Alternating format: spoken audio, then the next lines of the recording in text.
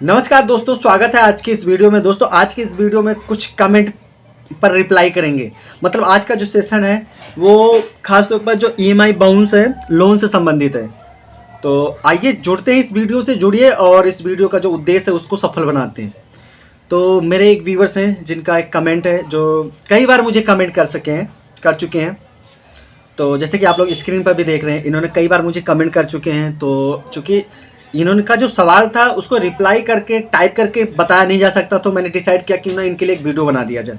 अगर आपका भी कोई सवाल है तो प्लीज़ फटाफट कमेंट कीजिए। इन्होंने कहा था सर मुझे जो पासा एक्ट के थ्रू जो payment and settlement system act होता है, पासा एक्ट शॉर्टकट में उसको बोलते हैं, सेक्शन 25 के तहत सम्मन आया है और ये किसी कोर्ट से आया है। और इन्होंने कहा हमने उसमें कोर्ट चेक किया, केस चेक किया, वो शो कर रहा है, ऑनलाइन शो कर रहा है। तो अब ये कह रहे हैं अब मैं अहमदाबाद में रहता हूँ, तो इनका केस कहीं और लगा हुआ है। तो कह रहे हैं कि क्या वहाँ पे जाना चाहिए। देखो, और उसके बाद इनका अगला सवाल है, बोले एक डेट लग चुका है, एक डेट जो पहला डेट था 7 जैन की थी और जो दूसरा डेट है 25 मार्च की है। कोई सलूशन बिना प्रेजेंट हुए कुछ हो सकता है, ये पूछ रहे हैं कि अगर हम बिना कोर्ट में जाए हुए इसका कुछ सलूशन निकल सकता है। तो देखिए, आपको ये बताना चाहूँगा कि अगर बिना कोर्ट में जाए हुए अगर आप कुछ ऑप्शन चाहते हो कि कोर्ट में ना जाओ और आपको उसका सलूशन मिल जाए, तो ऐसा कुछ है नहीं। क्योंकि अगर कोर्ट बुला रहा है आपको तो कोर्ट में जाना चाहिए, आपको जाना होगा।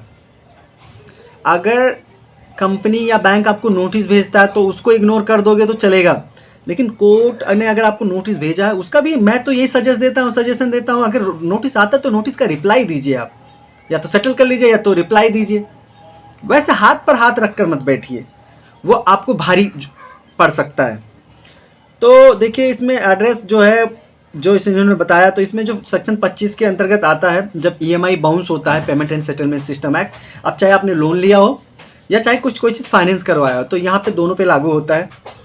तो देखो जो आया है, तो पहली बात, अगर कोर्ट बुलाती है तो आपको जाना चाहिए। जैसे बोले कि मुझे वहाँ कोर्ट में प्रेजेंट होना होगा कि नहीं होगा, या बिना गए कुछ काम हो जाएगा आपकी, तो मैं माफ़ी चाहता हूँ आपके किसी मतलब क्या कहते हैं, फैमिली मेम्बर ने नहीं बुलाया, आपके दोस्त ने नहीं बुलाया, आपको लेटर भेज के कोर्ट बुला रही है। कोर्ट का रिस्पेक्ट कीजिए और कोर्ट में जाइए, डरिए मत, जाइए वहाँ पे देखिए क्या होता है। आप चूँकि जो बता रहे हैं एक डेट 7 जैन को थी, दूसरी 25 मार्च को है, इसका मतलब आपका केस फाइल हो चुका है आपके अगेंस्ट। 2 डेट हो गया, तीसरा डेट हो गया। आप इसी तरह अगर कोर्ट में नहीं जाएंगे तो कोर्ट मजबूर हो जाएगा आपके अगेंस्ट वारंट इशू करने के लिए। तो इससे पहले कि कोर्ट वारंट इशू करे, आपको कोर्ट में जाना चाहिए। You have to appear in the court. When you appear in the court, okay, and then you communicate each other, your next opposite party, you talk to your opposite party.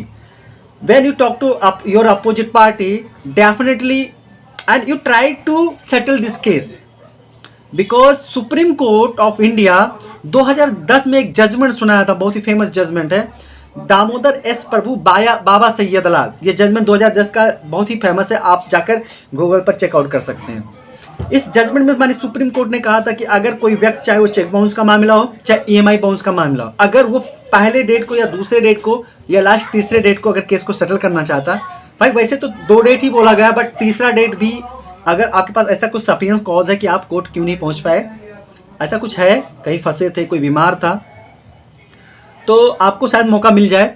तो उस case को अगर आप settle करते हैं तो 10% के साथ ही सेटल हो सकता है, बढ़िया गोल्डन चांसेस होता है।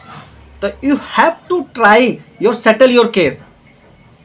अगर आप सेटल करना चाहते हैं तो बहुत अच्छी चीज़ है, तो उस समय आप जाइए और केस को सेटल कर सकते हैं। लेकिन एटलीस्ट कोर्ट में तो पहुंचिए, वहाँ पर अपनी प्रेजेंटेशन तो दर्ज करवाइए कि मैं पहुंच गया हूँ।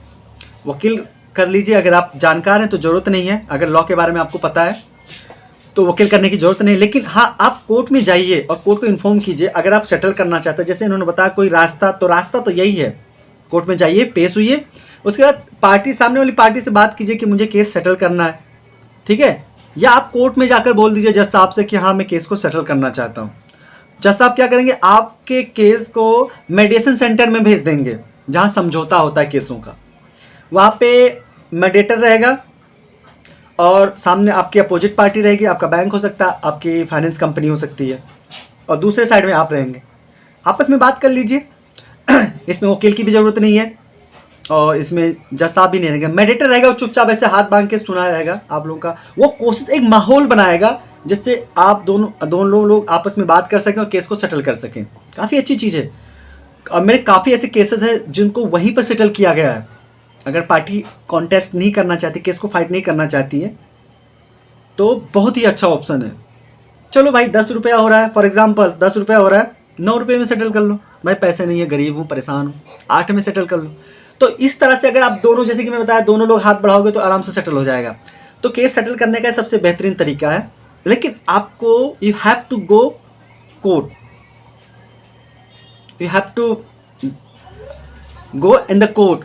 अगर आप कोर्ट नहीं जाओगे तो कोर्ट आपके घर नहीं आएगा, आपको कोर्ट जाना चाहिए और वहाँ पे ट्राई करना चाहिए केस को कैसे सेटल कर सकते हो। वहाँ पे बात एटलीस्ट बात कीजिए। अगर आपको लॉ के बारे में नहीं पता, कुछ थोड़ा बेसिक भी नहीं पता, तो आप वकील हायर कर सकते हैं, वकील ले सकते हैं, कर सकते हैं, वो आपको गाइड कर देगा।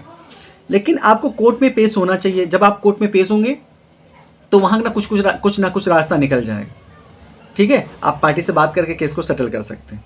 अगर आप कोर्ट कचहरी के चक्कर में नहीं पड़ना चाहते हो, बात कीजिए, सेटल कीजिए, पेमेंट कर दीजिए।